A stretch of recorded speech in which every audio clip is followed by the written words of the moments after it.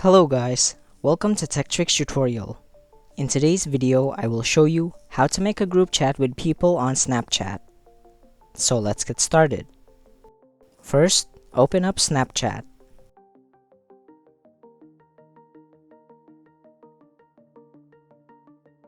Once Snapchat is open, click on the chat button at the bottom right here. From here, click on the three lines at the top right corner. Then click on New Chat. Now you need to select at least one person to add to your group chat in order for you to be able to create one. But of course, you can add multiple people as well.